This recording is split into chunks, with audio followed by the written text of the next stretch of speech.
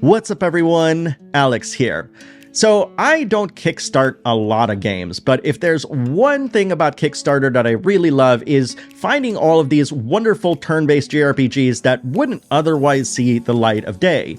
And so as it turns out, today, while you're watching this, the Alzara Radiant Echoes Kickstarter just launched, and it's got a ton of really cool inspirations ranging from like Golden Sun all the way up to Lost Odyssey that, you know what, instead of just chatting about it, I'm just going to show you this incredible trailer that they shared with me today, and I hope you all enjoy it. And of course, on the other side, we'll talk more about like what to expect from this game. And I got to ask the team a really important question about the game that I don't think anybody out there is going to have the answer to. So make sure to stay tuned after the trailer. But for now, let's roll the clip.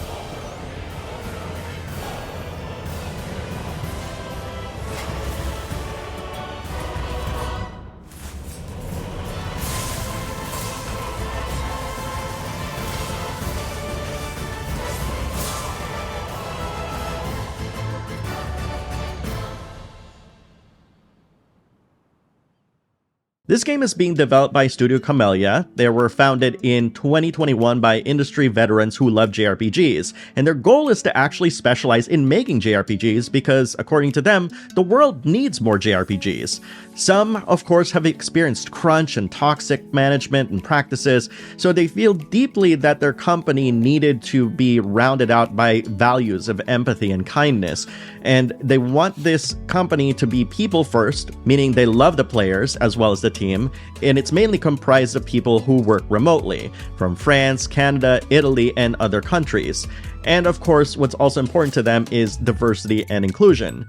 And in case you're wondering, the reason why I'm saying a lot of this stuff is because a lot of these values that I'm saying right now is actually baked into Alzara Radiant Echoes. So a lot of the storytelling was actually considered with these values in mind. Now, as far as the game goes, the developers call it a vibrant turn-based RPG that's scheduled to release on PC and consoles with Mediterranean-inspired environments. The central theme is sharing and togetherness, and our four heroes will use their elemental magic to fight and overcome obstacles in their way. And it's because of that central theme of sharing and togetherness that they'll be able to share their magic to create new elements to adapt to every situation. Studio Camellia also said that they're trying to tell a story with a very mature purpose, considering the harsh reality of an invasion that the heroes are facing, with a concept of sharing that becomes a moral battleground with profound consequences. And the developer said that they're aiming to get this game available in 2026. Now, this is the big part that I really love. There are four things that inspire Alzara Radiant Echoes. The first of which being Golden Sun, and this is the main reference because of how vibrant the colors are, and of course its play on the elements. Final Fantasy X was also mentioned because they consider it to be part of the golden age of RPGs, and what they're really looking at Final Fantasy X for is how the camera is placed and how it frames the scenes. And also, this game is also going to have a swap system of sorts, where you can swap positions with characters from the back row with the front row. Avatar, which also has four elements, but there's also this kind of found family theme that Avatar has that they want to apply to the four heroes of Alzara. And last but certainly not least is Lost Odyssey with its battle system, and I can't wait to go over that with you in a little bit.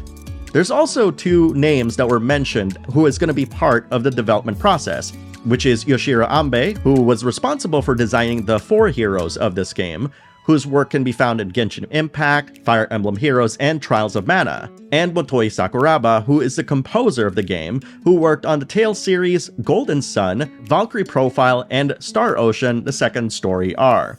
The creature designs are actually inspired by Mediterranean myth and legend, and are being designed by Marlene Gray, who is the in-house concept artist. The overworld is actually drawn by Mediterranean watercolorist Mosky, and Mosky also did some illustration work for Chained Echoes. I'm pretty sure you played that game, right? There are 4 heroes who live in Taksim in the world of Alzara. Kayla, whose element is fire, is quick to act and think, but very good-natured and cares for her friends a lot. Adil, whose element is air, is a bit of a diplomat because he's a diplomacy student. He's cool-headed, smart, can typically rein in Kayla if she's being extra or stubborn, and political, yet naive. Hugus, whose element is earth, is actually a part of the invading army of Vedoris. He's completely lost in life by the time we meet up with him, and he's trying to find a new purpose, and hopefully the party will give him that. And the last character is Nakil, whose element is water, who is a hermit from the Taksim archipelago. She decided to join because the invasion has shaken up the world, and she wishes to bring back peace by joining the heroes. There will be more than 10 different locations that can be explored, which include cities and dungeons that are inspired by the Mediterranean region. You'll travel between these locations on foot or on boat on a 2D world map. When you're exploring dungeons, it will have puzzles, and the game is actually going to utilize the different elements of each character to solve some of these puzzles. For example, Kayla can light braziers or torches. Now, in terms of the percentage of how much puzzle there are in dungeons, there will be clear areas in dungeons that would be designated for puzzles. And the development team basically said that they want puzzles to pick on your brain, but not be too difficult. And if you played Tales of Symphonia, which is something that they've mentioned, they don't want it to be like that. They even said that we don't want the game to be all about puzzle solving because we never want to block your progress. So that really sounds good already. The game is going to have random encounters, but it will be like the Bravely series in that you can control the encounter rate in proportion to how much experience points you'll gain. The developers mentioned that there are a lot of critics of random encounters because they can be quite frustrating given their potential to interrupt whatever you're doing. So it's in this sense that they actually thought about ways to try to alleviate this by giving players the power to manage both the frequency of battle and the level of experience. And they're hoping that players will be amenable to this solution. As mentioned, the battle system for Alzara is turn-based, and they wanted it to be as dynamic as possible, so regular battles won't be longer than a minute. In addition to the elements mentioned, is that heroes can fight on 2 different rows, which alter your skills. Kayla, for example, if she is in the front row, she'll be using fire offensive magic, whereas if she's in the back row, she's going to use fire support magic. And so in case it needs to be said, your row position will affect your skills. While each character is linked to an element, totaling 4, because of the sharing mechanic, you can actually create up to 10 elements. On top of the typical elemental weakness system that we've seen in so many RPGs, you'll want to know what each element is in terms of its archetype. Fire, for example, is purely offensive magic, and Earth is more defensive. On top of that, you also have to consider the role of your characters. Kayla, who's a DPS and uses fire, is purely offensive. Adil, on the other hand, is a healer that uses air magic. So, for example, if Kayla had air magic, she'll be a damage dealer that uses air. But the battle system is not just about finding elemental weaknesses. You have to use the elements like a toolbox to defeat your enemies. Some enemies may be weak to fire, but their actions in battle might influence what elements you use instead. All heroes can be offensive and support characters depending on which row they're located and within the scope of their own role. Every action you take consumes echoes, which is used instead of MP and can be restored when a hero is in the back line. Heroes cannot be moved independently from back to front and back. You have to swap rows with someone else. But when swapping, the hero moving to the front line inherits a fraction of the element from the person they're swapping with. For example, when Kayla swaps with Adil, she inherits a little bit of air magic, which will allow her to use both air and thunder magic, which is a combination of both fire and air. You'll also be able to offer offerings to Zals to get a favor. And this is kind of a little bit hazy for me because they didn't really explain it too much. When you make an offering, you basically have to sacrifice part of your stats.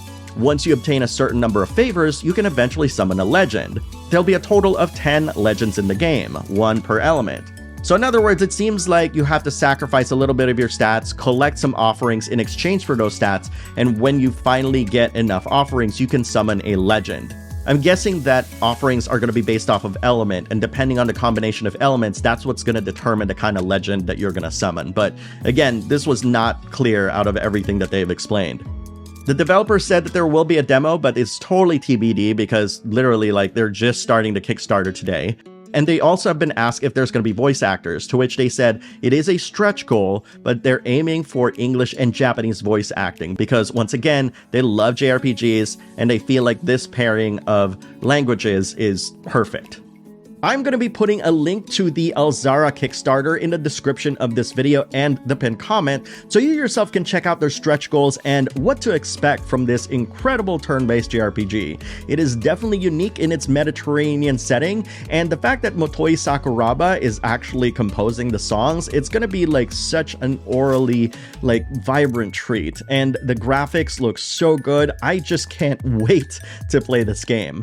That being said, I want to know what you think. Post your thoughts in the comments below and let's talk about it.